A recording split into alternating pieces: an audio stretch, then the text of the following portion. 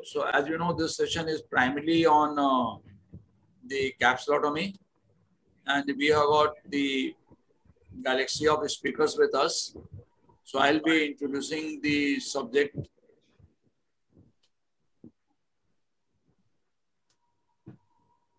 So this is our plan. Introduction and basic techniques will be covered by me. Then manual capsulotomy in malignant cataract by Dr. Ashok Sharaf. Capsulotomy in soft and hepatic cataract by Dr. Kokar. Jepto CCC by Dr. Ikeda Lal. Femto second laser assisted CCC by Dr. Rajiv Chaudhary, and runaway rhexis bring it back by Noxious Sharaf, and Phaco in presence of runaway rhexis by myself. So let's start with the basics. And when we come to the basics of capsular rhexis, it is very important for the beginners to do the proper betadine cleaning so that the lipid layer is removed. The visibility should be good. You should do the capsulotomy on a high magnification. Set the chin and the eyeball of the patient in such a way that you get a good reflex.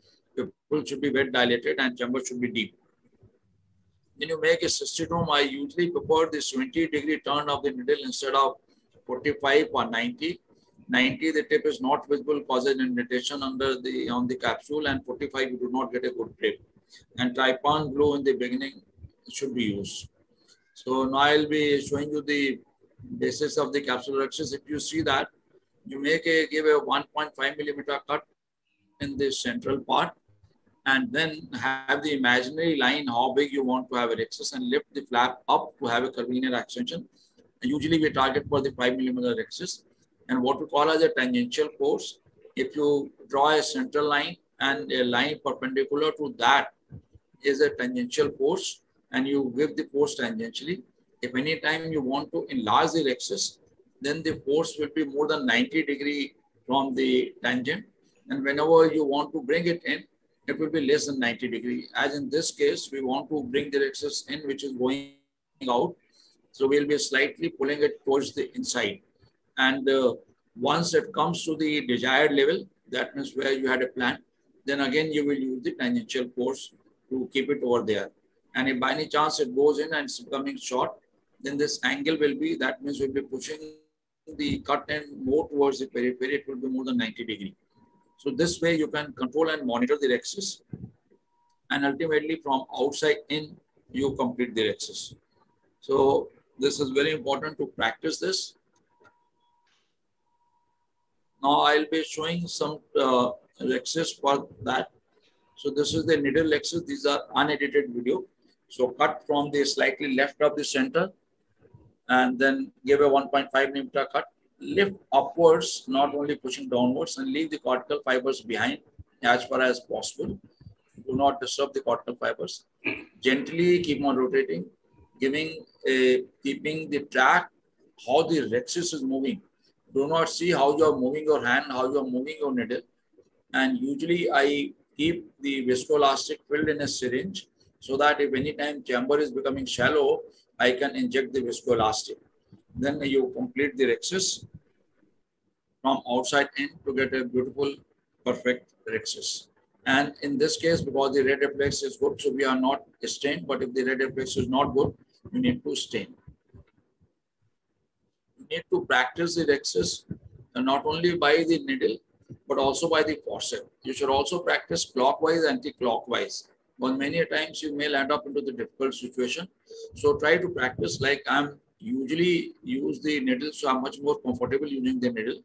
But still, I use once in a while, I do use forceps to keep me in touch with the forceps rhexis.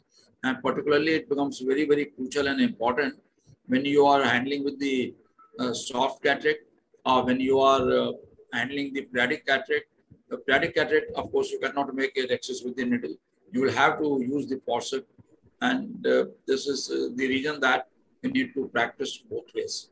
And you will have to keep on adjusting every time so that it remains circular and it does not run away periphery. Anytime you feel that the pressure is low in the eye, you inject the viscoelastic. Not low, I mean, it should be normal pressure. You don't have to really highly pressurize the eyeball. IOP up around 20-25 is good enough. You don't have to go to 30-35, and should not be low like 10. You are getting the So now I was pulling on this direction. Now you see that I changed the direction. I've taken the forceps out because now I'm using the another end of the incision to go towards this side.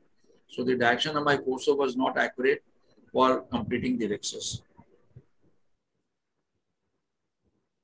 So sometimes you might have to do the start with the needle rhexis, and whenever you feel that you are not comfortable, the capsule is getting cut, you might have to go back to the forceps.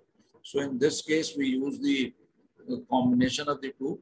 That means we are using the needle rhexis, and after doing initial part, and when we feel that we are going to cut the capsule and we are not comfortable because of the soft base, as in this case, the visibility was not so good because of the central cataract and a cortical cataract in the anterior part. So we have done a staining of the capsule. So now when we are trying to pull it, actually the capsule is getting torn over there. Capsule is very fragile over here. And once we don't feel comfortable continuing with the needle, we switch over to the forceps. So this is the reason that we need to practice both types of rhexis, whether it is with the needle or the forceps. You can see that I am trying to pull it, but I'm not able to do it. And I place the capsule always in this center. Keep on putting the cut capsule into the center instead of keeping it into the periphery. So now I'll go with the forceps and then complete the rhexis. So you must have a good pair of rhexis forceps always with you, and preferably even if you are not using it in routine, and it should be ETO'd or sterilized and kept in the reserve. Now I think soft cataract will be covered by the Dr. Fokker. I hope he comes. Now another important point is that this is the rhexis. If you see that I started slightly towards the right hand side, and the central cut end is on the right hand side. So this will act as a pivot, and the rhexis will become eccentric. So whenever you get this type and you are not able to turn the flap, and in this case we try to turn it, then you release the rhexis in the center, this part, release it over here so that the flap can be properly turned and you can proceed with the proper size rhexis. And if you can see this rhexis is slightly covered on the left hand side, more onto the optics. So what we do is that you can leave it as such, but it's better to reshape it, and do not worry too much even if it is slightly bigger or larger, but it's a good idea to reshape it. And this is the one area where again you will need the forceps. So you need to practice both forceps and needle. So now we'll go to the next talk,